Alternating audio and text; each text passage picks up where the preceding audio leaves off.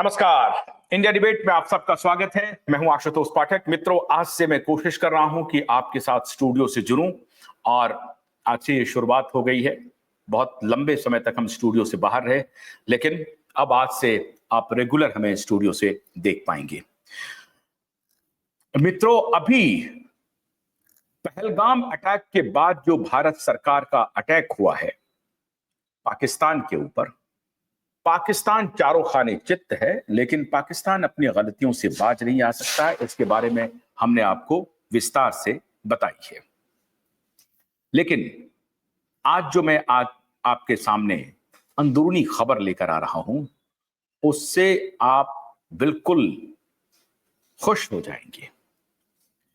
जिस बात की प्रतीक्षा थी, अब वही सारी बातें शुरू हो गई हैं। मित्रों, केंद्रीय गृह मंत्रालय के पास मुंबई माफियाओं की सारी सूचना इकट्ठा हो गई है और अच्छा हुआ कि इसी बीच में पहलगाम का हमले के बाद भारत सरकार ने सारे इंटेलिजेंस इनपुट जुटाने शुरू किए। वैसे पहले से ही भारत सरकार के पास इंटेलिजेंस इनपुट थे, लेकिन पहलगाम हमले के बाद सरकार पूरी तरह से चाक चौबंद हो गई और सरकार ये पता लगाने की कोशिश करने लगी कि आखिर ये सारा जो तंत्र चल रहा है उसकी जड़ें कहां कहां हैं। मित्रों, आप हैरान हो जाएंगे कि भारत सरकार के गृह मंत्रालय को सूचना मिली है कि मुंबई में एक बहुत बड़ा कार्टेल है जो ड्रग के व्यापार में लिप्त है। इसकी सूचना, ऐसी बात तो है नहीं कि गृह मंत्रालय को पहले से नहीं थी। अब नई बात क्या हो रही है? नई बात यह हो रही है कि सरकार के पास वो सूचनाएं पहुंच रही हैं जिसकी तरफ क्यूवाइब नेटवर्क इशारा कर रहा था। क्यूवाइब नेटवर्क बार बार यह बताने की कोशिश कर रहा था कि समीर खान नाम का व्यक्ति, जिसे एनआईए ने गिरफ्तार किया था, नारकोटिक्स डिपार्टमेंट ने गिरफ्तार किया था, माफ कीजिएगा, नारकोटिक्स डिपार्टमेंट ने गिरफ्तार किया था, उस समीर खान का तंत्र कितना बड़ा था और वो तंत्र बॉलीवुड में किस तरह से प्रवेश किया हुआ है।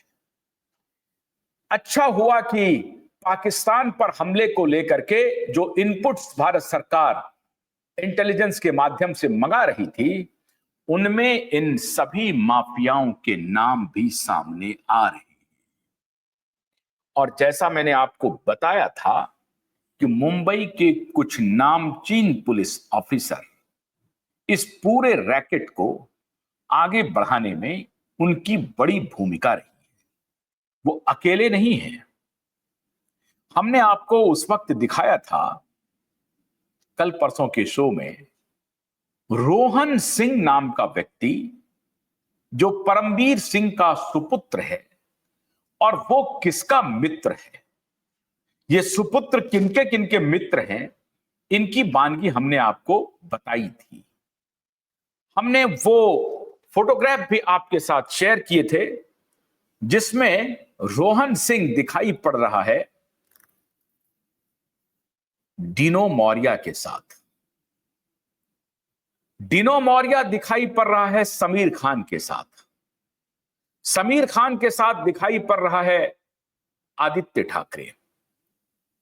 आदित्य ठाकरे के साथ दिखाई पड़ रहा है सूरज पंचोली, और समीर खान के साथ दिखाई पड़ रहा है अरबाज खान। डिनो मौर्या के घर पे रिया चक्रवर्ती दिखाई पड़ रही है। रिया चक्रवर्ती को रिसीव करने के लिए फरहान अख्तर की बीवी पहुंचती है। फरहान अख्तर का कोई लेना देना नहीं है। मित्रों, मुंबई की जो सूचना गृह मंत्रालय तक पहुंची है और जो मंत्रणा कुछ दिन पहले देवेंद्र फडणवीस और अमित शाह जी के बीच में हुई है, वो एक मुद्दे पर नहीं कि आदित्य ठाकरे की गिरफ्तारी कैसे की जाए और उसके क्या क्या तरीके हो सकते हैं। मुद्दा यह है मित्रों कि सतीश साल्यान ने अपने एफिडेविट में यह कहा है कि हमारी बेटी राष्ट्र के लिए कुछ बड़ा काम कर रही थी। उस अधूरे काम को पूरा करना मेरा सपना है। सतीश साल्यान का अधूरा काम क्या है? सतीश साल्यान का अधूरा काम है ड्रग माफियाओं को एक्सपोज करना, चाइल्ड ट्रैफिकिंग करने वालों को एक्सपोज करना, नकली नोटों के कारोबार को आगे बढ़ाने वालों को एक्सपोज करना, अवैध हथियार की तस्करी करने वालों को एक्सपोज करना। जो कार्टेल ड्रग की तस्करी में इन्वॉल्व है, वही कार्टेल नकली नोटों के व्यापार में इन्वॉल्व है। वही कार्टेल अवैध हथियारों की तस्करी भी कर रहा है और वही कार्टेल चाइल्ड ट्रैफिकिंग में भी इन्वॉल्व है। गृह मंत्रालय को इनपुट है कि अगर एक का जबड़ा पकड़ा जाएगा तो सारे के गर्दन पकड़ में आ जाएंगे। बस एक का जबड़ा पकड़ना है और गृह मंत्रालय के पास उस जबड़े की खेप पहुंच गई है। डीनो मौर्य, सूरज पंचोली, रिया चक्रवर्ती, शोभित चक्रवर्ती, आदित्य ठाकरे, अरबाज खान, इनके सारे डिटेल गृह मंत्रालय के पास डॉक्यूमेंट के रूप में पहुंच चुके हैं। अब ये डॉक्यूमेंट पहुंचाया कौन? ये डॉक्यूमेंट पहुंचाया है नारकोटिक्स डिपार्टमेंट ने। मैंने आपको बहुत पहले ही ये बताया था कि समीर बानखेड़े को रीइंस्टेट कर दिया गया है मुंबई में और वो किसी भी वक्त उनका रीअपॉइंटमेंट हो जाएगा मुंबई शहर में ही। समीर बानखेड़े के खिलाफ एक लॉबी ने मिल करके समीर बानखेड़े का तबादला करवाया और उसे मुंबई से चेन्नई पहुंचवाया। उनका जो मदर कैडर था इनकम टैक्स डिपार्टमेंट, उनमें उनको वापस भेज दिया। लेकिन समीर बानखेड़े कैट में उन्होंने प्रोटेस्ट किया और कैट का जजमेंट उनके पक्ष में आया और यह बात साबित हो गई कि समीर बानखेड़े को ट्रांसफर करने वाले कुछ जो माफिया हैं मुंबई के, उनके साथ मिलकर के नारकोटिक्स डिपार्टमेंट और मुंबई पुलिस के कुछ बड़े आला अधिकारी ने उनके खिलाफ षड्यंत्र किया था। हमने उस वक्त भी कहा था कि 50 लाख रुपए के 24 करोड़ की डील की जो बात समीर बानखेड़े के खिलाफ हुई थी, जिसमें से पहला खेप 50 लाख रुपए देने की बात हुई थी, तो खैर लेने वाले को तो आपने पूछताछ कर लिया, लेकिन दिया किसने 50 लाख रुपए कैश? किसने दिया? उसकी पूछताछ क्यों नहीं हुई? यह बात तो पूछी जानी चाहिए। अरे साहब, डॉरी लेना और डॉरी देना दोनों जुर्म है। लेने वाले को तो आप गिरफ्तार करते हैं, लेकिन देने वाले भी उससे बरी नहीं होते, उनको कानून के घेरे में लाया जाता है। तो 50 लाख रुपए की डिलीवरी जिसने की थी समीर बानखेड़े को, वो देने वाला कहां है? देने वाले से पुलिस ने क्यों नहीं पूछताछ की? इसका मतलब है कि देने वाला पुलिस और नारकोटिक्स डिपार्टमेंट के भ्रष्ट ऑफिसर का शागिर्द है और उनके ही इशारे पर यह पैसा दिया गया फंसाने के लिए। पैसा ना तो समीर बानखेड़े ने लिया, ना उनको इस बात की कोई जानकारी है, लेकिन नारकोटिक्स डिपार्टमेंट के कुछ भ्रष्ट ऑफिसर और मुंबई पुलिस कमिश्नर के कुछ भ्रष्ट ऑफिसर ने ये ताना बाना बुना, ये जाल बुना और समीर बानखेड़े को फंसाने का व्यूह रचना रचा। लेकिन उस व्यूह रचना से समीर बानखेड़े बिल्कुल पूरी तरह से सोना जब धूप आग में तपता है तो चंदन बन जाता है, तो चंदन बनकर के समीर बानखेड़े इस आरोप से बाहर हुए। समीर बानखेड़े के खिलाफ जो साजिश रची गई थी, वो सारी साजिश का भंडाफोड़ हुआ। क्यूबाइट नेटवर्क ने तब भी यह सवाल उठाया था कि समीर बानखेड़े को जो 50 लाख रुपए जिसने डिलीवर किया है वो व्यक्ति कौन है, उसकी धरपकड़ क्यों नहीं हो रही है? वो जो ड्राइवर जिसका नाम लिया जा रहा था, ड्राइवर तो 50 लाख रुपए लेके कहीं जा नहीं सकता है। जाहिर है वो 50 लाख रुपए किसी न किसी व्यक्ति का होगा। शाहरुख खान को यह बताना चाहिए कि 50 लाख रुपए कैश की डिलीवरी उन्होंने गैर कानूनी तरीके से क्यों की, और अगर शाहरुख खान ने नहीं की तो शाहरुख खान के बिना पर किसने की? यह बात पता करना चाहिए था। क्यों नहीं पता किया गया?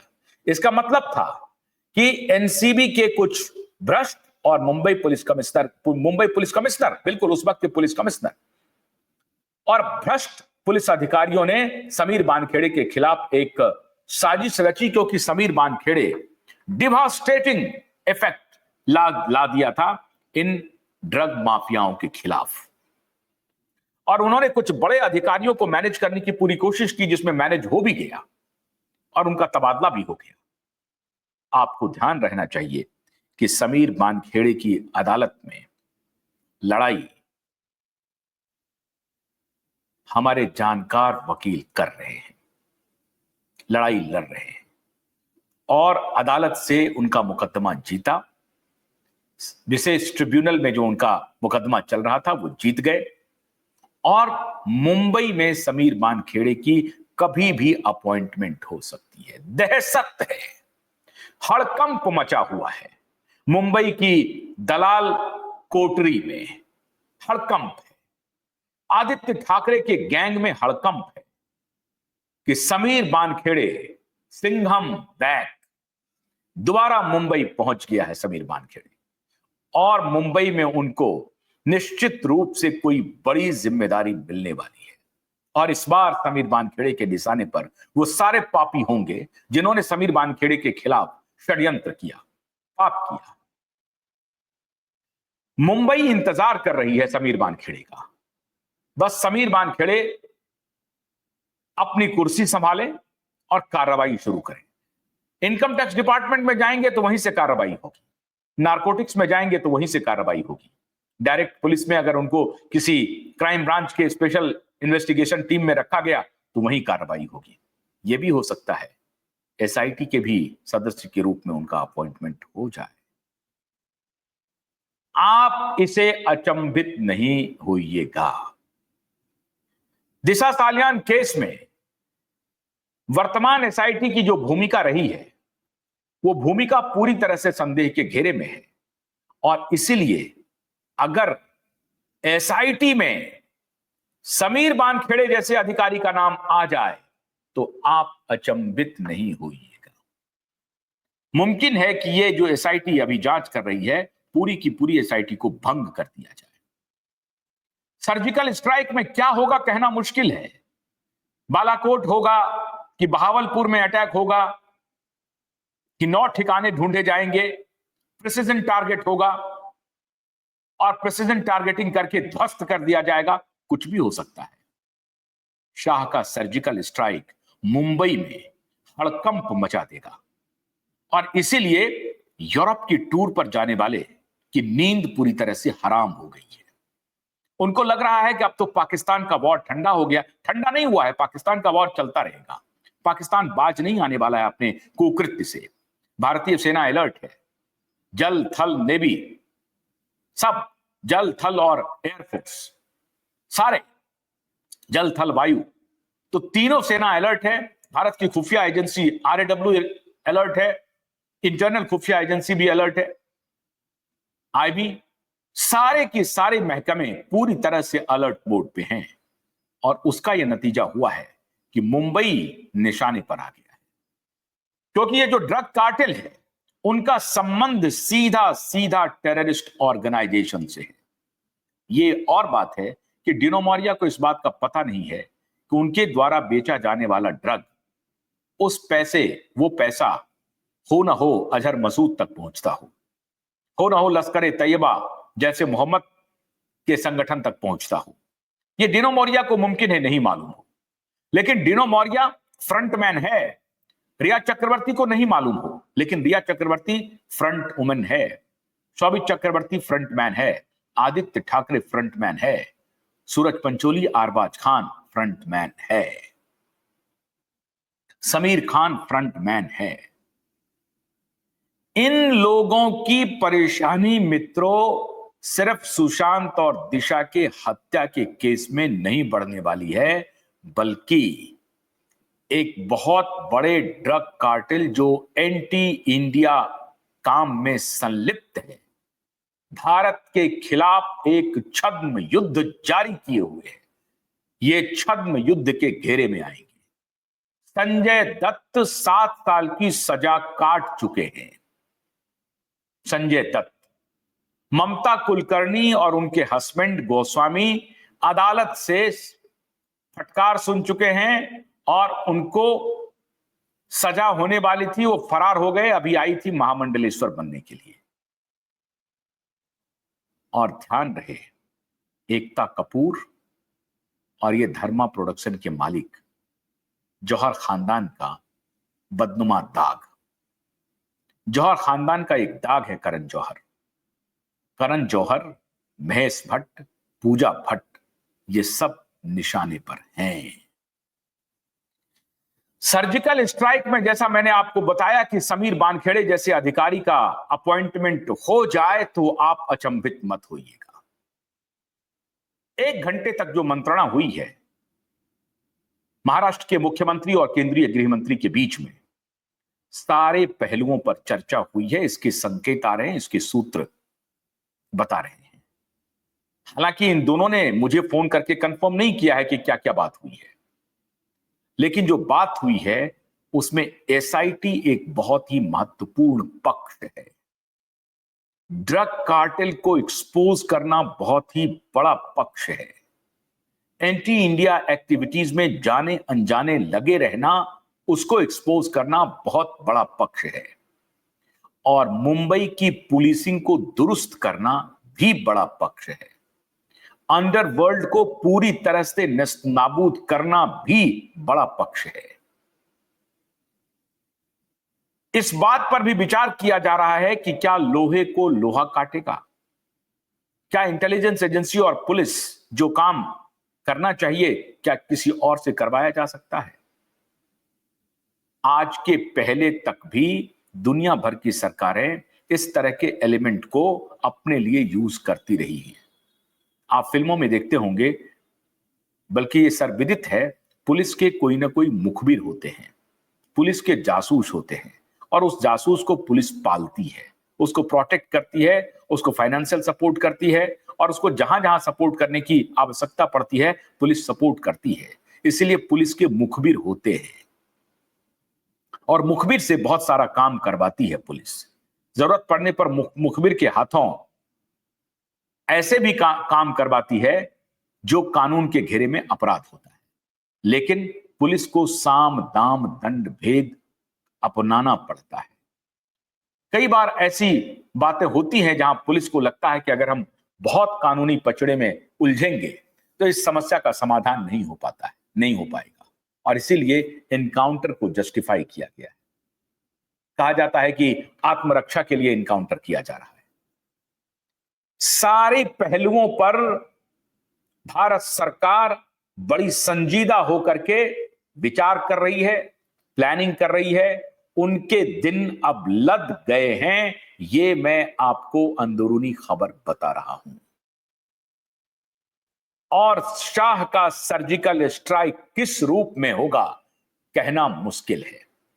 जो छन छन के खबर आ रही है उसमें सबसे बड़ी खबर यह है कि एसआईटी रिकॉन्स्टिट्यूट होगा। एसआईटी के वर्तमान ऑफिसर हटाए जाएंगे। ये एसआईटी के वर्तमान ऑफिसर तो वैसे भी हटेंगे क्योंकि हम लोगों ने इनके ऊपर आपत्ति जताई है। Supreme court, high court litigant association, जिन्होंने पीआईएल पहले फाइल की थी, उन्होंने आपत्ति जताई, और अब दिशा के पिता सतीश साल्यान ने भी आपत्ति जताई है कि इस एसआईटी पर भरोसा नहीं है। ये एसआईटी रिकॉन्स्टिट्यूट होगा। समीर वानखेड़े का मुंबई आना कुछ इशारा तो नहीं कर रहा, मैं कंफर्म नहीं कर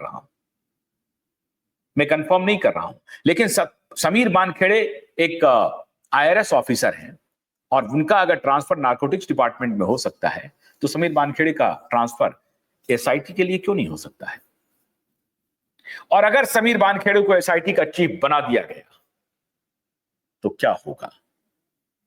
समीर वानखेड़े के पास आदित्य ठाकरे और रिया चक्रवर्ती के चैट उपलब्ध हैं।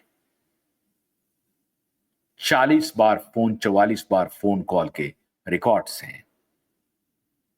गैलेक्सी अपार्टमेंट के आसपास किसके टेलीफोन पकड़ाए थे, ये फोन टावर के डिटेल बताते हैं, उपलब्ध हैं। और तभी क्यूवाइब नेटवर्क इतनी मजबूती से ये दावा कर रहा है कि मुंबई में सर्जिकल स्ट्राइक होने जा रहा है और इसी सर्जिकल स्ट्राइक की डर से 30 अप्रैल के बाद मुंबई में हड़कंप मच गया, क्योंकि ठाकरे बाप बेटे की तरफ से सैकड़ों करोड़ का बोरा जो खोला गया था, पैसे का स्रोत एक प्रकार से नदियां बहाई गई थी। सूत्र बताते हैं, मुझे आदित्य ठाकरे ने तो बताया नहीं कि किस ऑर्गेनाइजेशन को कितना पैसा दिया है, किस पुलिस वाले को कितना पैसा दिया है, लेकिन इस देश के बच्चे बच्चे को मालूम है कि कोई भी केस मैनेज करने के लिए बिना पैसे का काम मुमकिन नहीं है, चाहे आप कितने भी बड़े दोस्त हों। पैसे के बिना तो काम हो ही नहीं रहा है। हमारे माननीयों के यहां जो न्याय के मंदिर हैं, उनके पुजारी हैं, उनके यहां पैसे का तांडव हो रहा है, तो पैसे के बिना तो अब एक कदम भी नहीं चला जाता। सूत्रों के हवाले से खबर है मित्रों कि सैकड़ों करोड़ रुपया आदित्य और उद्धव का मिट्टी में मिल गया। उन्होंने मीडिया को प्रबंध करने के लिए, मैनेज करने के लिए सैकड़ों करोड़ रुपए खर्च किए। अलग अलग टेलीविजन चैनल्स, अलग अलग पत्रकारों को व्यक्तिगत रूप से, परोक्ष रूप से, सामने से, जैसे जिसको जैसे मन पड़ा वैसे आदित्य और उद्धव ने खरीदा।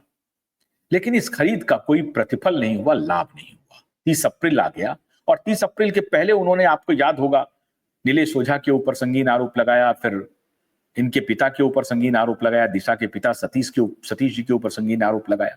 लेकिन ये सारे आरोप मिट्टी में मिल गए, धूल में मिल गए और कोई कुछ काम नहीं आया। उनका पूरा का पूरा पैसा डूब गया। और आज की स्थिति यह है कि अदालत ने एफिडेविट पर रिप्लाई मांगा है और इसीलिए अमित शाह का सर्जिकल स्ट्राइक अवश्यंभावी हो गया है। काम तो करेगी महाराष्ट्र सरकार, लेकिन बगैर अमित शाह के इशारे के नहीं। और इसीलिए अमित शाह और फडणवीस के बीच की जो बातचीत हुई है वो इन मुद्दों पर, इन पक्षों पर चल रही है कि क्या समीर वानखेड़े या समीर वानखेड़े जैसे ऑफिसर को एसआईटी में अपॉइंट किया जाए, क्योंकि इस एसआईटी ने हमारी नाक कटवा दी है। और नाक इसने कटवाई है या आपके लोगों ने कटवाई है, ये अब अमित शाह अब इनसे पूछ रहे हैं, माननीय देवेंद्र फडणवीस से, कि भाई तुम्हारा इरादा क्या है, तुम क्या चाहते हो, तुम क्यों सेव कर रहे हो, तुमने एसआईटी बनाई थी तो एसआईटी ने जांच क्यों नहीं की। भाई एक दिन का सीज फायर किया है, डिप्लोमेसी कुछ भी हो, लेकिन जनता नाराज है सीज फायर से। क्योंकि जनता क्यों नाराज है? इसलिए क्योंकि हमारे प्रधानमंत्री ने कहा था कि हम नेस्तनाबूद कर देंगे। ठीक है, अब आतंकवादी संगठन के जो ठिकाने थे वो नेस्तनाबूद तो हुए, लेकिन अपोजिशन तो पूछेगी कि वो 6 लोग जिन्होंने मारा था 26 लोगों को, 6 लोगों को पकड़ के लाओ, 4 लोगों को पकड़ के लाओ, वो कहां गया? उसे तो आप पकड़ नहीं पाए। तो किसे आपने खत्म किया? आप कह सकते हैं हमने आतंक की फैक्ट्री को खत्म किया। उसी प्रकार से आप बचा तो सकते हैं आदित्य ठाकरे को, उद्धव ठाकरे को, लेकिन जनता का परसेप्शन बदल नहीं सकते। हाँ, आपको यह लगता है कि जनता सिर्फ एक ही मुद्दे पर वोट नहीं करती है, ऐसा नहीं है।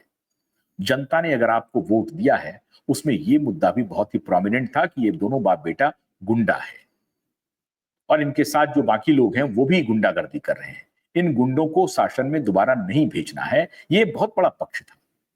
इसीलिए माननीय अमित शाह ने साफ साफ निर्णय कर लिया है, हाईवे और माई वे। मुंबई को क्लीन करना पड़ेगा। मुंबई एक आर्थिक राजधानी है, तो आर्थिक राजधानी को पूरी सफाई से काम करने का अवसर मिलने वाला है। और वो सारे कार्टेल जिसे मालूम नहीं है कि वो एंटी इंडिया एक्टिविटी में अप्रत्यक्ष रूप से मदद कर रही है या प्रत्यक्ष रूप से मदद कर रही है, या तो ये अल्लड़ हैं या मस्ती में चूर हैं, पैसे इतने हैं जो कुछ भी करने की, और ताकत, कमिश्नर का बेटा मेरा दोस्त है, क्या कर लेगा कोई? सचिन बाजे जैसा क्रिमिनल को अपॉइंट करके वो अगर कमान संभाल लेता है, क्या कर लेगा कोई? मुख्यमंत्री के आदेश पर हमारा अपॉइंटमेंट हुआ है, मुख्यमंत्री हमारा आदमी, मुख्यमंत्री का बेटा हमारा आदमी, पुलिस कमिश्नर हमारा आदमी, पुलिस कमिश्नर का बेटा हमारा आदमी और अदालत में लड़ने वाले चंद्रचूड़ के बेटे हमारे लिए खड़े होने वाले ऐसे बड़े बड़े लोग हैं, तो अदालत भी हमारा, पुलिस भी हमारी, नेता भी हमारा। डरना किस बात का?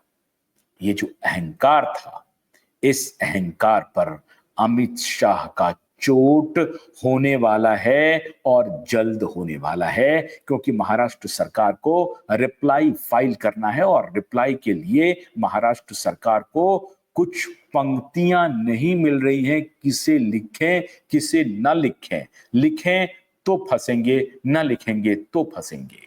तो महाराष्ट्र सरकार अभी गजग्राह्य, जिसको कहते हैं ना कि हाथी ने दबोच लिया है महाराष्ट्र सरकार को, और महाराष्ट्र सरकार ने यह सिचुएशन खुद बनाया है।